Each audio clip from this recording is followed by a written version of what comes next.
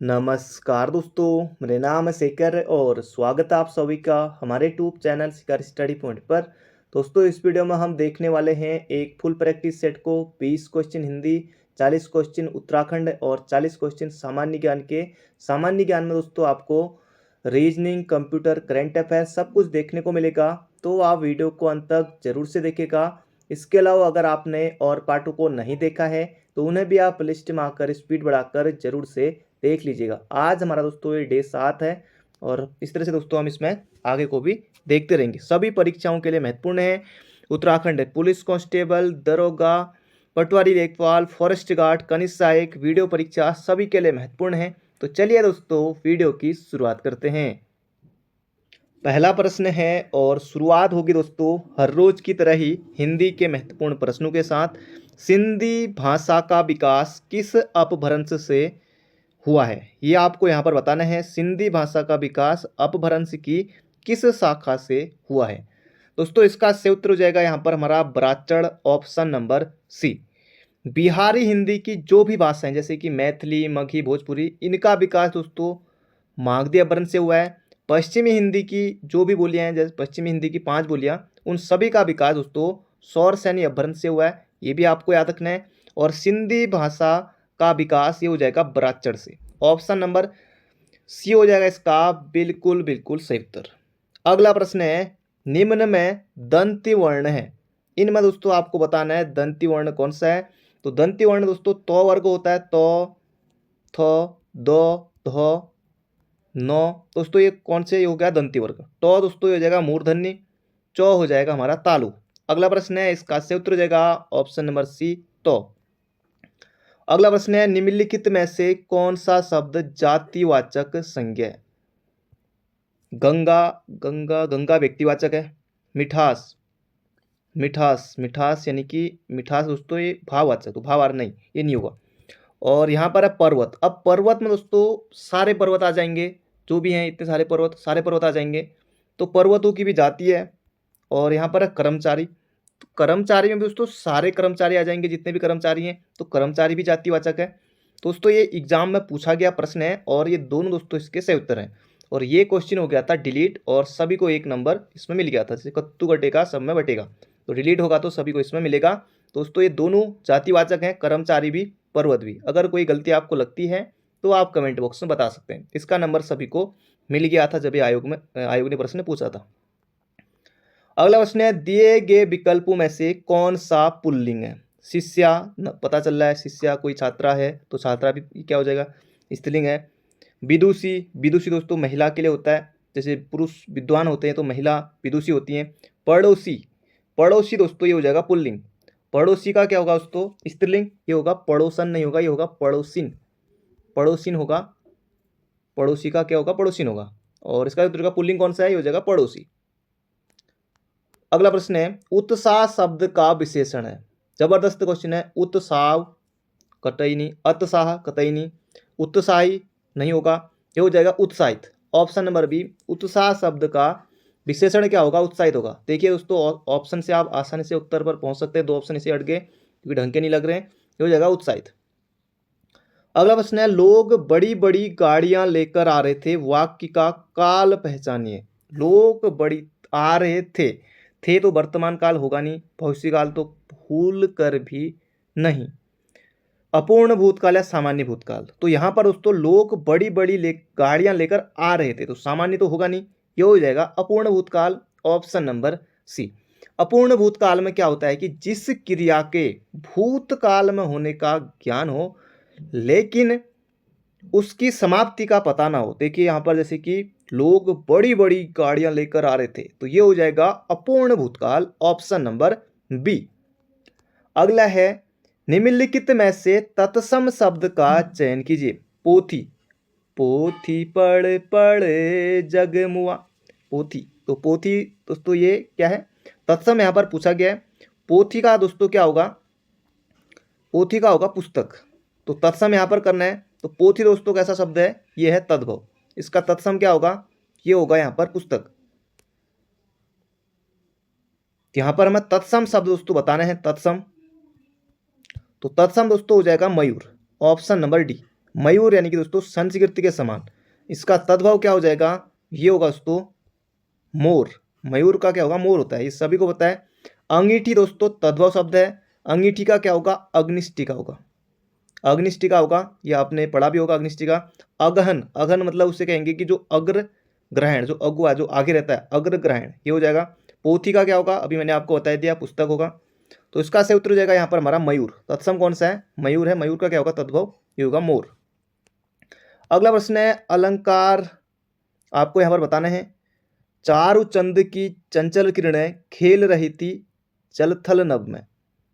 तो यहाँ पर दोस्तों चौ चौ चौ चौ वर्ण की दोस्तों आवृत्ति यहाँ पर हो रही है। जहाँ पर वर्णों की आवृत्ति हो वहाँ पर दोस्तों कौन सा अलंकार होता है, एक ही वर्ण की आवृत्ति। देखिए यहाँ पर होता है हमारा अनुप्रास अलंकार। जैसे चंदू की चाची ने कुछ इस तरह का क्या था, जो चांदनी रात में चटनी चटाई, उसमें दोस्तों ये कुछ इस तरह का है, मेरे को फिलहाल याद नहीं आ रहा हो, तो आप बता दीजिएगा अगर आपको याद हो तो इसमें भी दोस्तों अनुप्रासी अलंकार होगा। बाकी यहाँ पर जो है चारों चंद की चंचल किरणें खेल रही थी जलथल नभ में, इसमें भी दोस्तों अनुप्रास अलंकार है। चौ चौ वर्ण की यहाँ पर आवृत्ति हो रही है, ऑप्शन नंबर सी।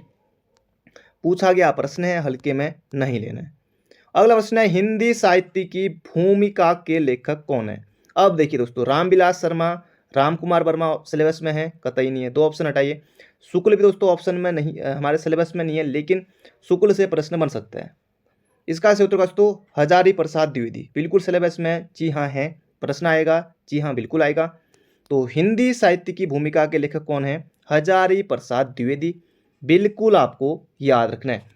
हिंदी साहित्य का आदिकाल, ये भी दोस्तों इन्हीं का है। हिंदी साहित्य का उद्भव और विकास, ये भी इन्हीं का है। अशोक के फूल, ये भी दोस्तों इन्हीं का है। बाण भट्ट की आत्मकथा, ये भी इन्हीं का है। और इनके बचपन का नाम क्या था, वो भी आया था, वैद्यनाथ द्विवेदी दोस्तों इनके बचपन का नाम था। अगला प्रश्न है, यहाँ पर आपको दोस्तों 4 शब्द दिए गए हैं, ये आपको यहाँ पर भरना है।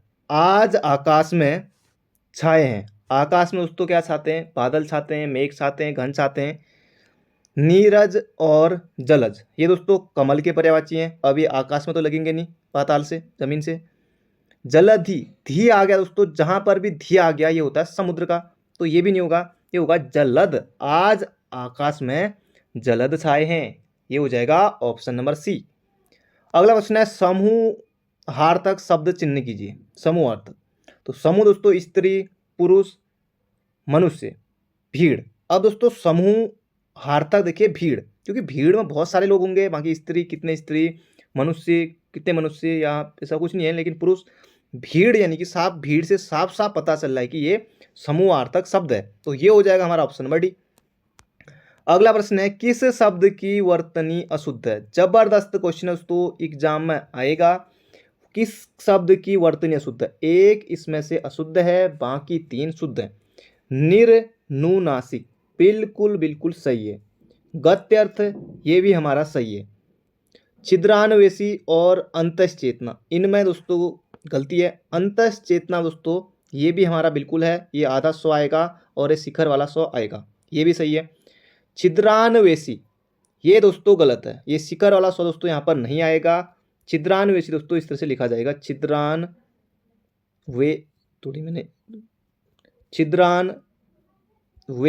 तो ये वाला 100 दोस्तों यहाँ पर आएगा षटकोण वाला, तो इस तरह से आपको याद रखना है, ये यहाँ पर गलत है। इसका ऑप्शन नंबर बी।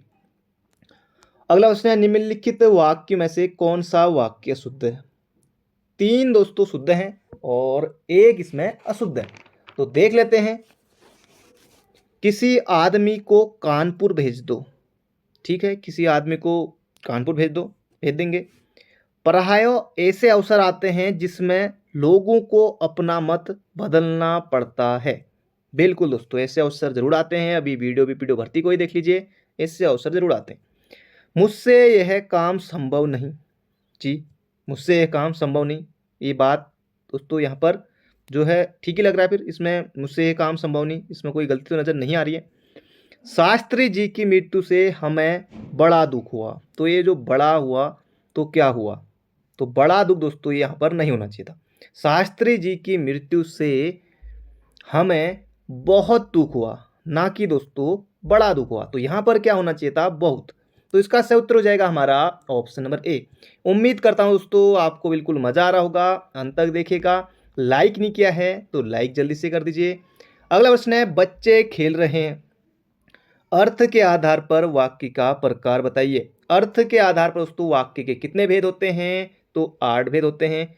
अब दोस्तों बच्चे खेल रहे हैं, अब कोई आज्ञा दे रहे हैं क्या, कोई बच्चे खेल रहे हैं तो नहीं, बच्चे खेल रहे हैं आज्ञा दे रहे हैं नहीं। निषेधवाचक नहीं, कुछ मना कर रहे हैं, फूल मत तोड़ो, ये सब कुछ मतलब इस तरह का कोई मना कर रहे हैं नहीं। प्रश्नवाचक यहाँ पर आपको कतई दिख नहीं रहा होगा, प्रश्नवाचक क्या बच्चे खेल रहे हैं, तब कहते हैं कि चलो प्रश्नवाचक का मान भी लेते। इसका सही उत्तर का दोस्तों ऑप्शन नंबर बी हमारा विधानवाचक, विधान वाक्य है, ऑप्शन नंबर बी। अगला प्रश्न है, औपचारिक शब्द में प्रत्यय लगा है, औ कतई नहीं।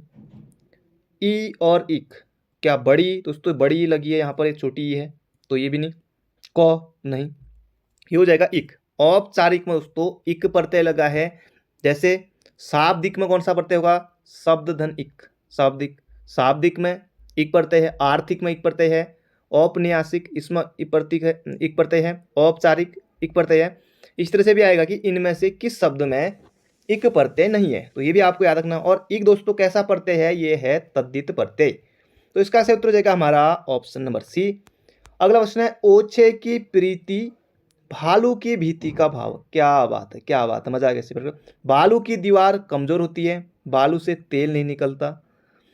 ओछे लोग बालू की दीवार बनाकर रहते हैं, कतई नहीं, दीवार कमजोर होती नहीं। बालू ऊंचा पदार्थ है, कतई नहीं। ये हो जाएगा बालू की दीवार की भांति ओछे लोगों का प्रेम लब जो है अस्थायी होता है, ये हो जाएगा हमारा ऑप्शन नंबर सी। अगला प्रश्न है, जो मृत्यु के मुख में आने को है दोस्तों उसे कहेंगे क्या, मरणोन्मुख। मरणोन्मुख ऑप्शन नंबर डी। मृत्युंजय, जिसने मृत्यु को जीत लिया हो उसे कहेंगे मृत्युंजय। मरणासन्न मतलब कि जो मृत्यु के समीप हो, जो मरने वाला हो उसे कहेंगे मरणासन्न। मृत, अब पता है कि मृत का क्या होगा, आपको भली बात ही पता ही है, ये हो जाएगा तो इसका सही उत्तर हमारा मरणोन्मुख।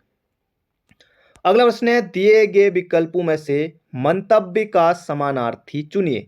मंतव्य कुमति सुमति मतभेद सम्मति, तो मंतव्य यानी कि दोस्तों सम्मति, सबको सम्मति दे भगवान, ये हो जाएगा हमारा ऑप्शन नंबर बी। अगला प्रश्न है, कौटल्य का विलोम क्या होगा, चाणक्य क्या कौटल्य का दोस्तों विलोम यहाँ पर आपको बताना है। आर्तव आर्जव मादर्व मृदुलता, जबरदस्त क्वेश्चन है, बिल्कुल आरओ 11वां प्रश्न पूछा गया था ये, तो यहाँ मैंने दोस्तों लिया है ताकि आपकी तैयारी अच्छी हो जाए। कौटल्य का पर्यायवाची दोस्तों ये हो जाएगा आर्जव, ऑप्शन नंबर बी। बिल्कुल आपको याद रखना है, बड़े बड़े एग्जामों में आएगा ऐसा ही पटवारी, तो याद रखेगा। अगला प्रश्न है, निम्न में अधिकरण कारक का परसर्ग कौन सा है। कारक चिन्ह को भी दोस्तों परसर्ग कहा जाता है। अधिकरण में पर, ऑप्शन नंबर ए।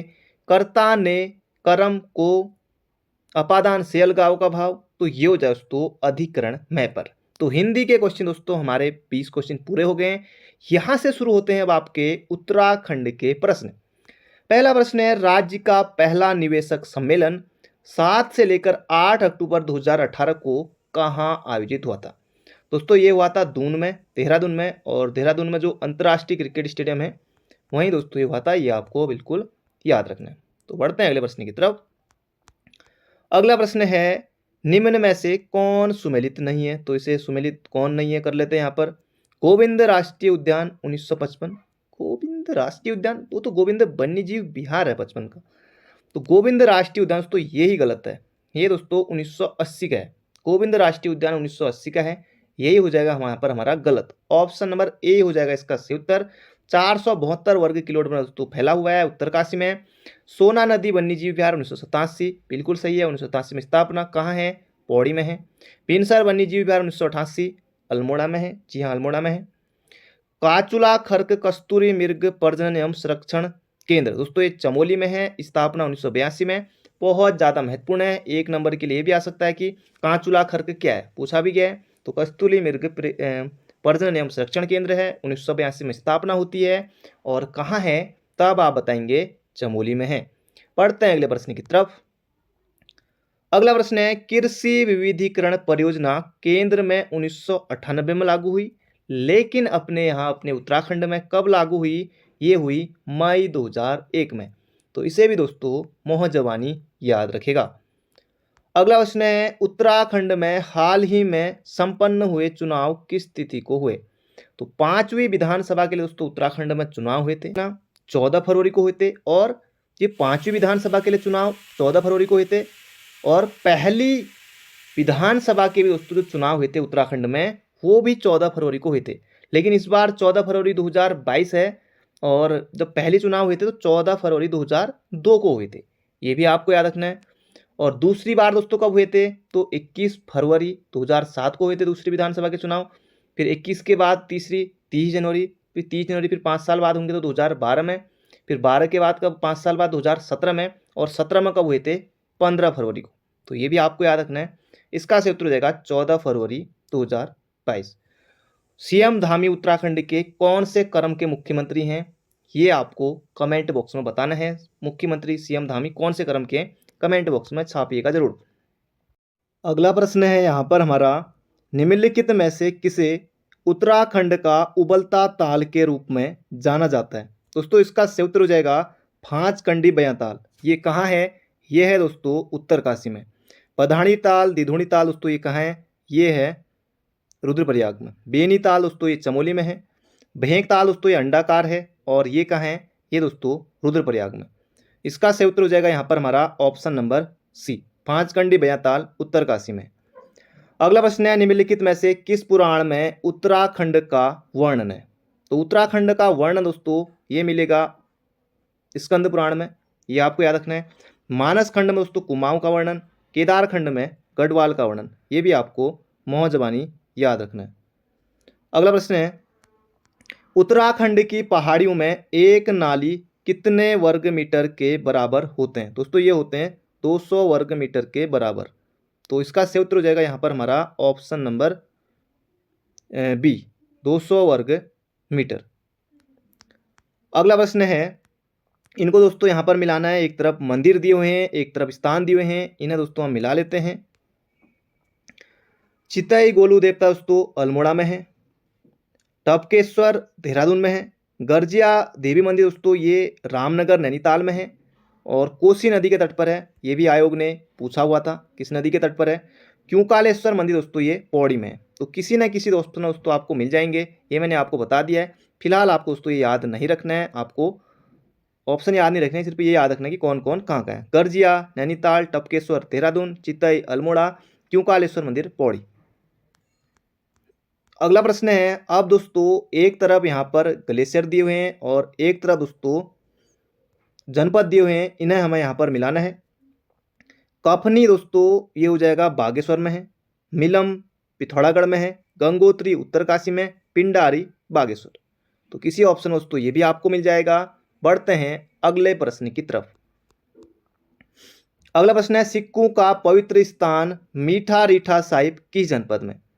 मीठा रीठा साहिब दोस्तों ये है चंपावत में। चंपावत में है, ये आपको बिल्कुल याद रखना है। लधिया और राटिया नदी के संगम पर है, ये भी आपको याद रखना है। और 1960 में दोस्तों यहाँ गुरुद्वारे का निर्माण हुआ था, ये भी आपको याद रखना है। एग्जाम में दोस्तों ये प्रश्न आ सकता है, गुरुद्वारे का निर्माण कब हुआ था? तो 1960 में हुआ था, ये भी आपको याद रखना है। एग्जाम में दोस्तों ये प्रश्न आ सकता है। और गुरुद्वारे का निर्माण 1960 में, ये आपने याद रख लिया। और यहाँ मीठे रीठे होते हैं। मीठे रीठे का वैज्ञानिक नाम दोस्तों ये है सेपिंडस एमाराजिनेटस। अगला प्रश्न है, उत्तराखंड राज्य की सिटकुल परियोजना निम्नलिखित में से किससे संबंधित है? तो सिटकुल का संबंध दोस्तों किससे है? औद्योगिक विकास से है। सिटकुल दोस्तों कहाँ है? देहरादून में है। सिटकुल की स्थापना कब होती है? दोस्तों ये होती है 2002 में। ये भी आपको लगे हाथ याद रखना है। बढ़ते हैं अगले प्रश्न की तरफ। अगला प्रश्न है, पाताल भुवनेश्वर क्या है? तो पाताल भुवनेश्वर दोस्तों पिथौरागढ़ जनपद में है। एक प्रसिद्ध दोस्तों गुफा है, कभी टाइम मिलेगा तो जाइएगा जरूर। अगला प्रश्न है, देवताल किस जनपद में है? देवताल किस जनपद में है? दोस्तों जो ये देवताल है ये है हमारा चमोली जनपद में। और यहाँ से दोस्तों सरस्वती नदी निकलती है। देवताल किस जनपद में है? चमोली जनपद में है। और यहाँ से सरस्वती नदी निकलती है, ये भी आपको याद रखना है। अगला प्रश्न है, टाइगर फॉल शिखर फॉल दोस्तों ये देहरादून में है। यहाँ पर पूछा है टाइगर फॉल कहाँ है, यह है दोस्तों चक्राता में। ऑप्शन नंबर सी हो जाएगा इसका सही उत्तर। मौसी फॉल मसूरी में। अगला प्रश्न है निम्नलिखित में से किसके साथ उत्तराखंड की सीमाएं? बांग्लादेश, बांग्लादेश, भूटान। तीनों ऑप्शन कट गए। नेपाल और तिब्बत चीन के भी साथ दोस्तों हमारी सीमा लगी है, ये आपको याद रखना है। उत्तरकाशी, चमोली और पिथौरागढ़, इन 3 जनपद दोस्तों लगते हैं किसके साथ? चीन तिब्बत के साथ। और 3 जनपद पिथौरागढ़, चंपावत और उधम सिंह नगर, ये 3 जनपद लगते हैं नेपाल के साथ। अगला प्रश्न है निम्नलिखित में से कौन सा वाद्य यंत्र अंग्रेजों द्वारा प्रचलन में लाया गया? दमामा, मसकबीन, बीड़ाई, तुरतुरी, ये सभी दोस्तों आपने शादी ब्याह में देखे होंगे। और मसकबीन दोस्तों इसका सही उत्तर हो जाएगा, अंग्रेजों द्वारा ये प्रचलन में लाया गया, स्कॉटलैंड से दोस्तों ये लाया गया, ये भी आपको याद रखना है। अगला प्रश्न है निम्न में से कौन सा त्योहार यमुना बेसिन में मछली पकड़ने से संबंधित है? अभी दोस्तों कुछ दिन पहले ही ये मेला संपन्न हुआ है, ये दोस्तों मोड़ मेला। मोड़ मेला दोस्तों यमुना बेसिन बोले तो अगलाड़ नदी पर दोस्तों ये लगता है, ये आपको याद रखना, अलगाड़ या अगलाड़ कहीं पर लिखा है, यहाँ दोस्तों ये लगता है, ये आपको याद रखना है, इसका सूत्र जगह मोड़ मेला। अगला प्रश्न है एक तरफ दोस्तों व्यक्ति के नाम दिए हुए हैं, एक तरफ उनके क्षेत्र दिए हुए हैं, आइए हम इसे मिला लेते हैं। गौरा पंत शिवानी साहित्य से, चंद्रप्रभा इतवाल पर्वतारोहण, मधुमिता बिष्ट बैडमिंटन क्वीन, मृणाल पांडे पत्रकारिता। किसी ऑप्शन दोस्तों आपको मिल जाएगा, बिल्कुल आसान है। बढ़ते हैं अगले प्रश्न की तरफ। अगला प्रश्न है उत्तराखंड की सबसे बृहद अपुहा प्रणाली है? रामगंगा नहीं करना है, रामगंगा दोस्तों लंबाई 252 किलोमीटर है, लेकिन अपुहा प्रणाली की बात करें तब दोस्तों आपका उत्तर होगा गंगा, बिल्कुल सही उत्तर है। बढ़ते हैं अगले प्रश्न की तरफ। अगला प्रश्न है फूलों की घाटी राष्ट्रीय उद्यान को किस वर्ष संयुक्त राष्ट्र संघ द्वारा विश्व धरोहर घोषित किया गया? तो 14 जुलाई 2005 को किया गया, ऑप्शन नंबर बी। अगला प्रश्न है ढोल सागर किस भाषा में लिखा गया? दोस्तों इतना जरूरी नहीं है ये ढोल सागर किस भाषा में लिखा गया, लेकिन ये इसका सही उत्तर है संस्कृत मिश्रित गढ़वाली। लेकिन दोस्तों ढोल सागर के ज्ञाता कौन है उत्तराखंड में, ये प्रश्न आ सकता है। उत्तम दास, बिल्कुल याद रखिएगा, ये प्रश्न आ सकता है। ढोल सागर के ज्ञाता कौन है? उत्तम दास है। और ढोल सागर दोस्तों किसने लिखा? केशव दास अनुरागी ने। ये भी नाम लगे हाथ याद रखिए। अगला प्रश्न है मुस्लिम इतिहासकारों ने तराई भाबर को किस नाम से उद्धृत किया? दोस्तों ये किया दामन ए को, ऑप्शन नंबर ए। तराई जिले का दोस्तों गठन कब होता है? ये होता है 1842 में। तो 1842 में तराई जिले का गठन होता है, ये भी आपको याद रखना है। अगला प्रश्न है दोस्तों एक तरफ यहाँ पर सरकारी औद्योगिक इकाई दी हुई है, एक तरफ स्थान दिए हुए हैं, आइए हम इसे भी मिला लेते हैं। BHEL Bharat heavy electronics limited दोस्तों ये हरिद्वार में है, रानीपुर हरिद्वार में। BEL बोले तो भारत इलेक्ट्रॉनिक्स लिमिटेड, ये कोटद्वार पौड़ी में है। हिंदुस्तान मशीन टूल्स रानीबाग नैनीताल में बंद पड़ी है। ऑर्डिनेंस फैक्ट्री ये रायपुर देहरादून में है। अगला प्रश्न है हर की दून उत्तराखंड में के किस जिले में? हर की दून बुग्याल दोस्तों ये है उत्तरकाशी में। देवदामिनी बुग्याल उत्तरकाशी में। केदारकांठा बुग्याल उत्तरकाशी में। तो इसका सही उत्तर होगा दोस्तों ऑप्शन नंबर ए। अगला प्रश्न है केंद्र सरकार की योजना वन नेशन वन कार्ड योजना कब आरंभ हुई? दोस्तों ये कब आरंभ हुई? 1 जुलाई 2020 को। इसमें दोस्तों अब आप उत्तराखंड का अपना जो राशन कार्ड है इसे दोस्तों कहीं भी किसी भी राज्य में राशन ले सकते हैं। तो ये हो जाएगा यहाँ पर हमारा ऑप्शन नंबर बी 1 जुलाई 2020। अगला प्रश्न है देश का पहला मास गार्डन बनाया गया। तो देश का पहला मास गार्डन दोस्तों ये बना है नैनीताल में, ये आपको बिल्कुल याद रखना है, एग्जाम में प्रश्न बनेगा। देश का पहला हीलिंग स्टेशन ये कहाँ बना? दोस्तों ये बना कहाँ? रानीखेत अल्मोड़ा में हीलिंग स्टेशन। मास गार्डन नैनीताल में, ये आपको याद रखना है। और लाइकेन पार्क ये दोस्तों कहाँ? मुंशियारी में, ये भी लगे हाथ याद रखिए, मुंशियारी में लाइकेन पार्क, ये भी दोस्तों देश का पहला लाइकेन पार्क कहाँ बना? मुंशियारी में। अगला प्रश्न है आसन वेटलैंड को रामसर साइट में कब शामिल किया गया? दोस्तों ये किया गया था अक्टूबर 2020 में, देहरादून में है आसन वेटलैंड को। आसन वेटलैंड संरक्षण आरक्षित की स्थापना कब होती है? 2005 में होती है। आसन बैराज दोस्तों कब बना? तो 1967 में बना। ये भी आपको बिल्कुल याद रखना है। आसन और यमुना के दोस्तों संगम पर है, ये भी आपको याद रखना है, देहरादून में, ये भी याद रखेगा।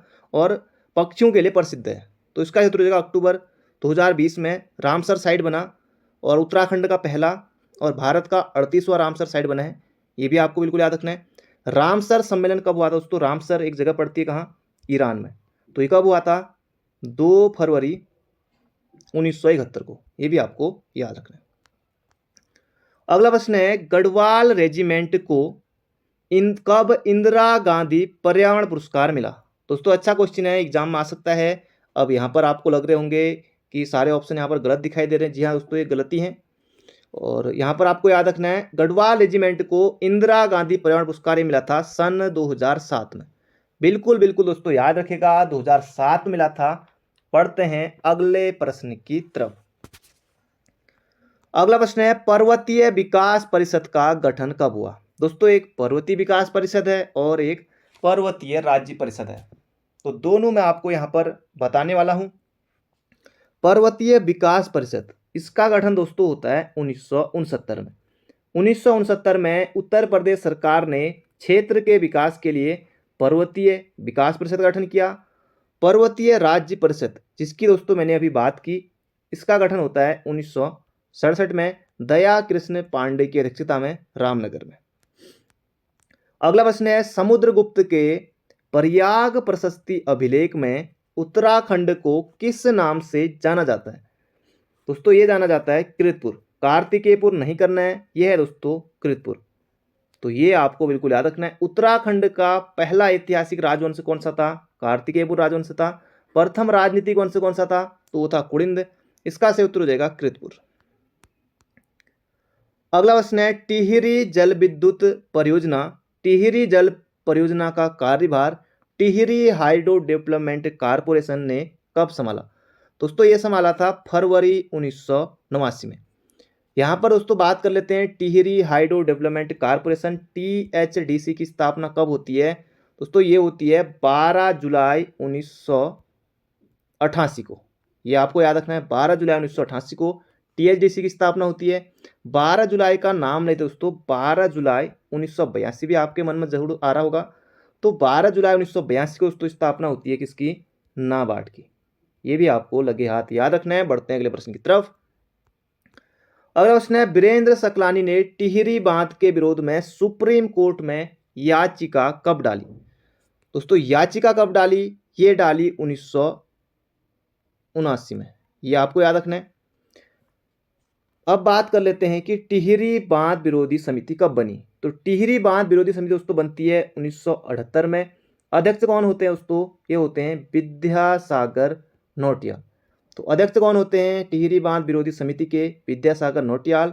फिर दोस्तों 1978 के अगले वर्ष यानी कि 1979 में वीरेंद्र सकलानी टिहरी बांध के विरोध में सुप्रीम कोर्ट में याचिका दायर करते हैं। अगला प्रश्न है, कार्तिकेय गुफा उत्तराखंड में कहाँ स्थित है? अच्छा क्वेश्चन है। कार्तिकेयपुर गुफा दोस्तों उत्तराखंड में यह है लाखा मंडल में, याद रखिएगा लाखा मंडल में। अगला प्रश्न है, धारी तहसील किस जनपद में? अब दोस्तों कोई ना कोई तहसील, कोई ना कोई ब्लॉक आ सकता है। अब आपको ये याद नहीं रखना है परीक्षावाणी बुक पढ़कर कि ये वाली तहसील है, ये वाली ब्लॉक है, ऐसे आपको याद नहीं रखना है। कौन सा कहाँ है, किस जनपद में है, ये आपको पता होना चाहिए लगभग लगभग। तो धारी तहसील दोस्तों ये है नैनीताल में। बिल्कुल आसान है, कोई भी आ सकता है। कुस्या कटौली ये भी दोस्तों नैनीताल में। अगला प्रश्न है, किसके अनुसार कार्तिकेयपुर के राजा मूलतः अयोध्या के थे? ये थे दोस्तों लक्ष्मीदत्त जोशी के अनुसार। लक्ष्मीदत्त जोशी के अनुसार, बिल्कुल याद रखिएगा ऑप्शन नंबर डी। अगला प्रश्न है, 2011 की जनगणना के अनुसार अनुसूचित जनजाति का लिंगानुपात कितना है? तो उत्तराखंड की दोस्तों जो ST जनजाति है, अनुसूचित जनजाति, 2011 के अनुसार इनका लिंगानुपात कितना है? ये है दोस्तों 963 है। और ये आपको बिल्कुल याद रखना है, एग्जाम में प्रश्न आ सकता है। तो बिल्कुल याद रखिएगा उत्तराखंड का भी कितना है? 963 ही है। अगला प्रश्न है दोस्तों, लोअर PCS में ये प्रश्न आया हुआ था। ब्रह्माणु की कौन सी उपजाति स्थान के आधार पर नहीं है? सनवाल दोस्तों, जैसे सन में सनवाल रहते हैं, वैसे ही छिमवाल, ये भी दोस्तों कोई जगह होगी, कोई स्थान होगा, यहाँ छिमवाल रहते हैं। कपोली, ये भी कोई दोस्तों स्थान होगा। ये तीनों दोस्तों सही हैं। इसका से उत्तर है जोशी। अब जोशियों का दोस्तों उत्तराखंड में पूरा मठ है, वो है जोशी मठ। बिल्कुल आसान है। इसका हेतु जगह ऑप्शन नंबर ए। अगला प्रश्न है, गुलदस्त तवारिक को गुलदस्त तवारिक ई को टिहरी गढ़वाल नामक पुस्तक के लेखक कौन है? तो मियां प्रेम सिंह का नाम याद रखेगा, वीडियो भर्ती में आया था। अगला प्रश्न है, 1923 में टिहरी रियासत में राज्य प्रतिनिधि सभा की स्थापना किसने की? दोस्तों अब ये प्रश्न बिल्कुल आसान हो जाता है, क्योंकि यहाँ पर 1923 लगा है, तब आप उत्तर करेंगे नरेंद्र शाह। वैसे दोस्तों अगर ये 1923 यहाँ पर नहीं लगा हो, यहाँ पर हो कि टिहरी रियासत में राज्य प्रतिनिधि सभा की स्थापना किसने की, तब दोस्तों थोड़ा मुश्किल हो सकता है, लेकिन सन दिया है 1923, तो आप आसानी से उत्तर टिक कर सकते हैं। नरेंद्र शाह उस समय थे, याद रखिएगा। अगला प्रश्न है, गौरा देवी का जन्म कब हुआ? अच्छा प्रश्न है दोस्तों। गौरा देवी का जन्म कब होता है? ये होता है 1925 में। कहाँ? चमोली में। चमोली के कौन से गांव में? लाता गांव। गांव का नाम दोस्तों आपको याद रखना है। गौरा देवी को 1986 में इंदिरा गांधी वृक्ष मित्र पुरस्कार मिला था। वृक्ष मित्र पुरस्कार गौरा देवी को कब मिला था? 1986 में। ये भी आपको याद रखना है। अब दोस्तों यहाँ से हम देख लेते हैं कुछ जीके के महत्वपूर्ण प्रश्नों को। उत्तराखंड अब दोस्तों नहीं आएगी, उत्तराखंड के 40 क्वेश्चन पूरे हो गए हैं। अगला है, भारतीय संविधान के किस संशोधन अधिनियम द्वारा पंचायती राज व्यवस्था को संवैधानिक दर्जा दिया गया? दोस्तों इसका सही उत्तर होगा यहाँ पर हमारा 73वां संविधान संशोधन। 71वां और 72वां संविधान संशोधन दोस्तों इन्हें हम भूल जाते हैं। यहाँ पर 73 और 74वें संविधान संशोधन दोनों के बारे में बात करेंगे। तो इसका सही उत्तर हो जाएगा 73वें संविधान संशोधन 1992-93 के द्वारा पंचायती राज व्यवस्था को संवैधानिक दर्जा दिया गया। और दोस्तों कौन सी अनुसूची जोड़ेगी? 11वीं अनुसूची जोड़ेगी।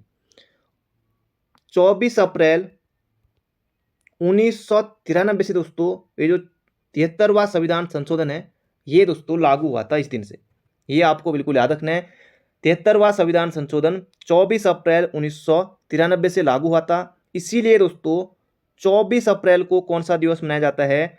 राष्ट्रीय पंचायती राज दिवस। कब मनाया जाता है? तो 24 अप्रैल को इसीलिए मनाया जाता है। ये तो रही दोस्तों बात 73वें संविधान संशोधन की। अब बात कर लेते हैं 74वां संविधान संशोधन। दोस्तों ये भी कब का है? ये भी 1992-93 का है। ये भी आपको याद रखना है। अभी मैंने आपको बताया कि 73वें संविधान संशोधन के द्वारा कौन सी अनुसूची जोड़ेगी? तो 11वीं। और 74वें संविधान संशोधन के द्वारा 12वीं अनुसूची जोड़ेगी। ये भी आपको याद रखना है।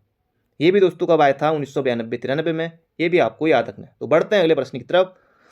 73वां संविधान संशोधन दोस्तों पंचायती राज व्यवस्था से संबंधित है, और जो ये 74वां है ये दोस्तों नगर पालिकाओं से संबंधित। ये भी आपको याद रखना है।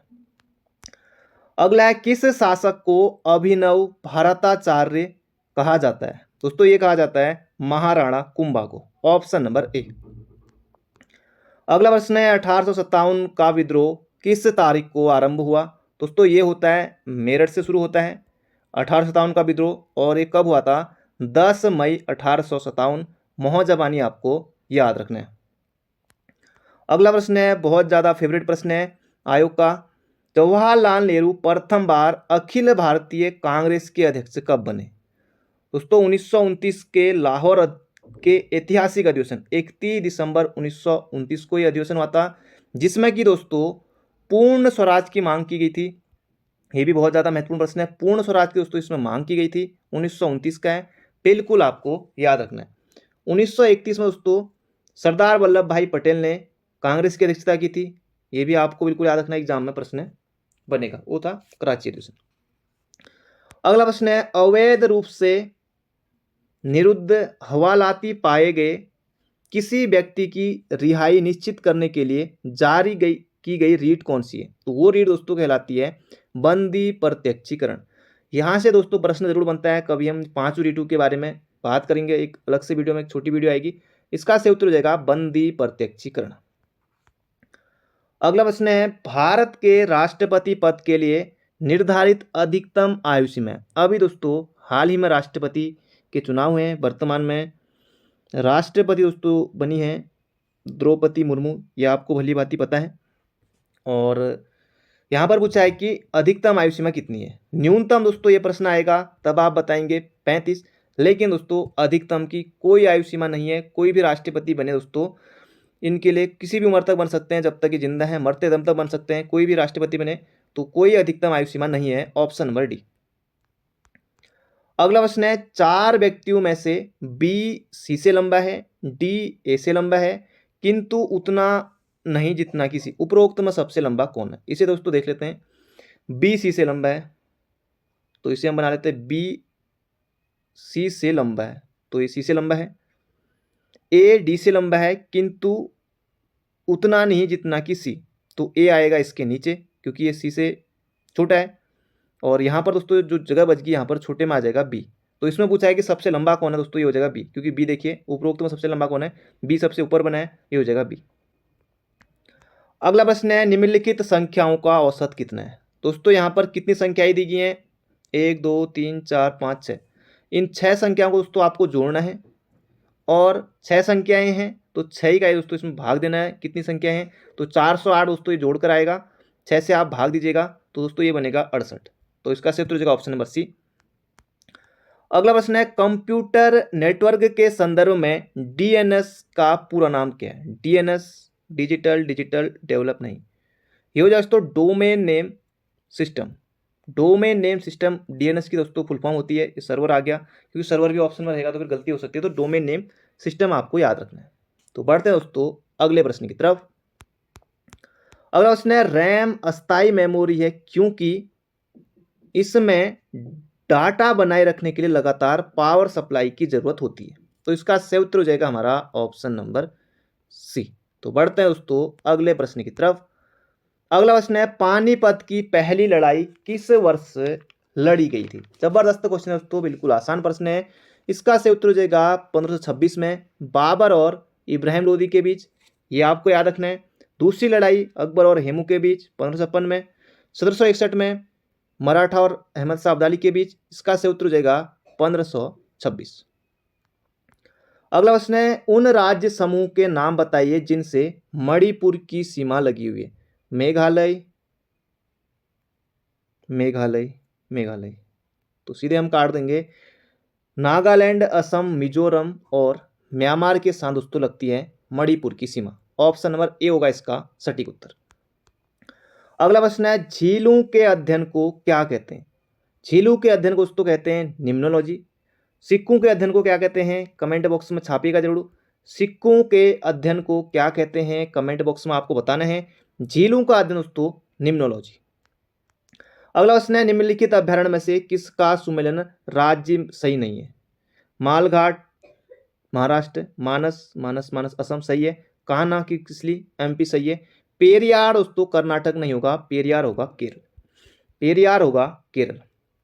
अगला प्रश्न है स्वर्णिम क्रांति किससे संबंधित है। मधुमक्खी पालन से, उद्यान कृषि से या उपरोक्त दोनों से। स्वर्णिम क्रांति दोस्तों इसका सही उत्तर हो जाएगा उपरोक्त दोनों से। स्वर्णिम क्रांति दोस्तों मधुमक्खी पालन और उद्यान कृषि, बोले तो बागवानी भी से कर सकते हैं, बागवानी और शहद से दोस्तों संबंधित है, ये आपको याद रखना है। मधुमक्खी पालन शहद हो गया, बागवानी उद्यान कृषि होगी, ये आपको याद रखना है। ये दोस्तों शुरू हुई थी 1991 से, और 1991 में शुरू हुई और 2003 तक दोस्तों ये चली थी। इसका सही उत्तर हो जाएगा ऑप्शन नंबर सी, उपरोक्त दोनों। अगला प्रश्न है भारत का सबसे बड़ा संघ राज्य क्षेत्र कौन सा है। जबरदस्त क्वेश्चन है।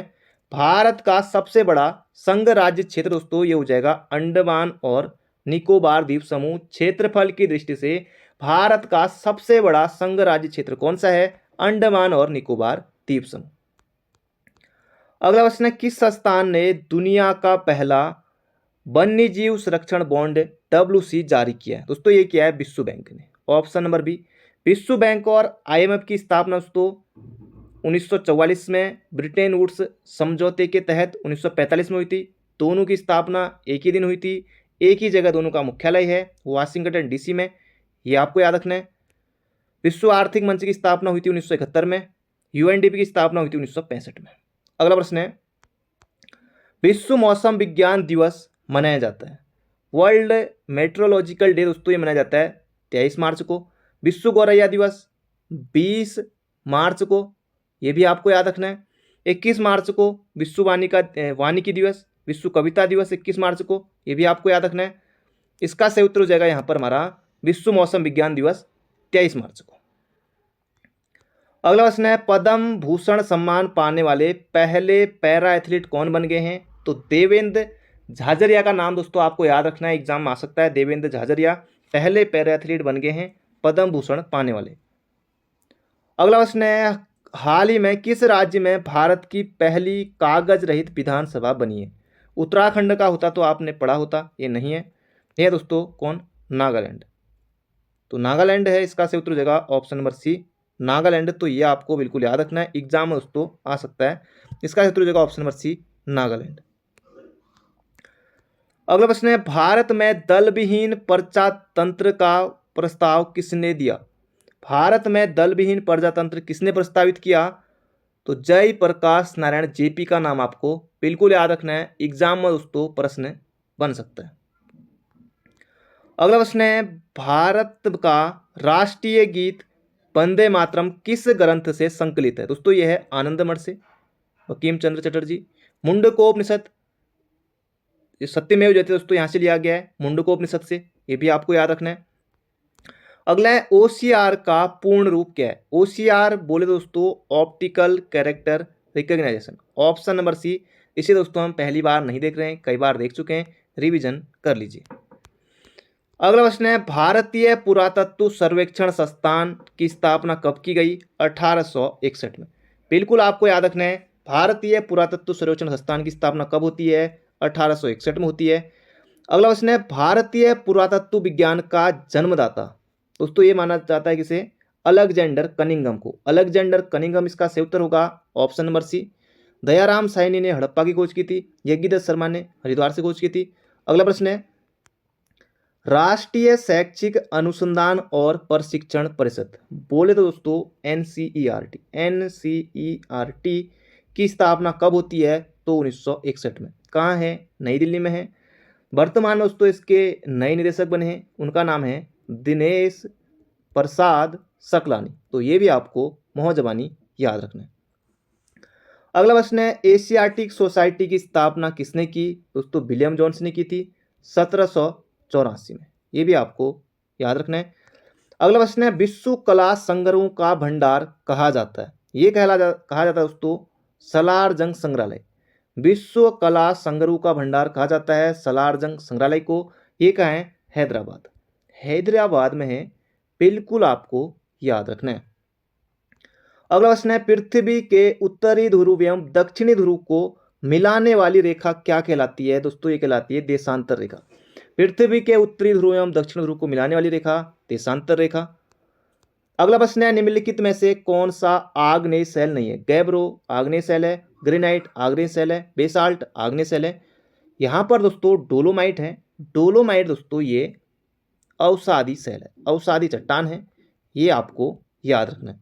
दोस्तों ज़्यादा प्रश्न नहीं बचे हैं, केवल और केवल अब 10 प्रश्न लगभग बचे हैं, लगभग 10 के आसपास बचे हैं, तो अंत तक बने रहेगा। अगला प्रश्न है, भारत में कृषि फसल वर्ष की अवधि होती है? दोस्तों ये होती है 1 अप्रैल से 30 जून के बीच में। सॉरी, 1 अप्रैल से 30 जून नहीं, 1 जुलाई से 30 जून, 1 अप्रैल से लेकर 31 मार्च होगा। तो इसका उत्तर होगा दोस्तों यहाँ पर हमारा फसल वर्ष की अवधि दोस्तों ये होती है 1 जुलाई से लेकर 30 जून। अगला प्रश्न है, जबरदस्त क्वेश्चन है, देश में राष्ट्रीय नई सड़क नीति कब अपनाएगी? जबरदस्त क्वेश्चन है दोस्तों। देश में राष्ट्रीय नई सड़क नीति यह अपनाएगी 1997 में, option number C, option number B 1997। अगला प्रश्न है, निम्नलिखित में से कौन सा विमानपत्तन एयरपोर्ट पूरी तरह से सौर शक्ति से चलित विश्व का प्रथम एयरपोर्ट बन गया है? ये दोस्तों केरल का है, कोच्चि अंतर्राष्ट्रीय एयरपोर्ट, कोच्चि अंतर्राष्ट्रीय विमानपत्तन। तो ये आपको याद रखना है, ऑप्शन नंबर डी होगा इसका बिल्कुल बिल्कुल सही उत्तर। अगला प्रश्न है, पाकिस्तान से आकर भारत में नागरिकता प्राप्त करने संबंधी प्रावधान का वर्णन किस अनुच्छेद में है? नागरिकता के बारे में दोस्तों अनुच्छेद 5 से लेकर 11 के बीच में बताया गया है। तो दोस्तों ये किस में है? ये है अनुच्छेद 6 में, ऑप्शन नंबर ए। अगला प्रश्न है, वर्ष 1916 में मुस्लिम लीग और कांग्रेस के बीच किसने समझौता कराया था? ये कराया था दोस्तों एनी बेसेंट ने। कॉमनवेल्थ पत्रिका एनी बेसेंट। 1917 के कांग्रेस अधिवेशन की अध्यक्षता एनी बेसेंट, ये भी आपको बिल्कुल याद रखना है। एनी बेसेंट ने दोस्तों होम रूल लीग आंदोलन ये भी चलाया था। अगला प्रश्न है, गोद प्रथा पर प्रतिबंध लगाने वाला गवर्नर जनरल कौन था? ये था दोस्तों लॉर्ड डलहौजी। गोद प्रथा पर प्रतिबंध लगाने वाला गवर्नर जनरल कौन था? ये था लॉर्ड डलहौजी, ये आपको याद रखना है। सती प्रथा लॉर्ड विलियम बेंटिंग। अगला प्रश्न है, हर्ष और पुलकेशन द्वितीय के मध्य हुए संघर्ष की जानकारी कहाँ से मिलती है? ये मिलती है दोस्तों ऐहोल अभिलेख से। हाथीगुम्बा अभिलेख ये कलिंग राजा खारवेल से संबंधित है। अगला प्रश्न है, संघ लोक सेवा आयोग बोले तो दोस्तों यूपीएससी। यूपीएससी के अध्यक्ष की पदावधि कितनी होती है? अब यूपीएससी से दोस्तों मुझे अब कल वाली वीडियो याद आ रही है, यूके SSC आपने भी दोस्तों वीडियो देखी होगी। तो यूके पीएससी वो अलग चीज़ है। यूपीएससी दोस्तों संघ लोक सेवा आयोग के जो अध्यक्ष की पदावधि होती है वो होती है 6 वर्ष या 65 वर्ष, जो पहले पूरा हो जाए। और दोस्तों जो ये संघ लोक सेवा आयोग के अध्यक्ष होते हैं इनकी नियुक्ति कौन करते हैं? ये करते हैं राष्ट्रपति। त्याग पत्र देना हो किसे देंगे? ये भी देंगे दोस्तों राष्ट्रपति को। तो याद रखिएगा वर्तमान में कौन है यूपीएससी के अध्यक्ष, ये आपको कमेंट बॉक्स में बताना है, बहुत ज़्यादा महत्वपूर्ण है, एग्जाम में दोस्तों प्रश्न बन सकता है। वैसे दोस्तों यूकेपीएससी भी है, उनको दोस्तों कौन करेंगे? राज्यपाल नियुक्ति करेंगे। अगर वो त्याग पत्र देना चाहें तो भी राज्यपाल को देंगे। उनका दोस्तों कार्यकाल कितना होता है, पदावधि कितनी होती है? वो होती है 6-62। इसका क्षेत्र होगा 6-65। अगला प्रश्न है, विशेष आर्थिक क्षेत्र की अवधारणा सबसे पहले कहाँ शुरू हुई? ये हुई दोस्तों चीन में, ऑप्शन नंबर ए। और भारत का पहला निर्यात प्रसंस्करण क्षेत्र दोस्तों कौन सा है? वो है कांडला गुजरात, 1965 में बना था। अगला प्रश्न है, दक्षिण पूर्व रेलवे SER का मुख्यालय कहाँ स्थित है? भुवनेश्वर, कोलकाता, सिकंदराबाद, बिलासपुर। दोस्तों ये हमारा आखिरी क्वेश्चन है, दक्षिण पूर्व रेलवे का मुख्यालय कहाँ है? और आपके लिए ये 2 ऑप्शन है, सिकंदराबाद और कोलकाता। अब 2 ऑप्शन दोस्तों मैंने हटा दिए हैं। इन 2 ऑप्शन में से आपको बताना है बी और सी में से ही, कोलकाता या फिर सिकंदराबाद, इनमें से सही उत्तर है। कमेंट बॉक्स में जरूर से बताइएगा।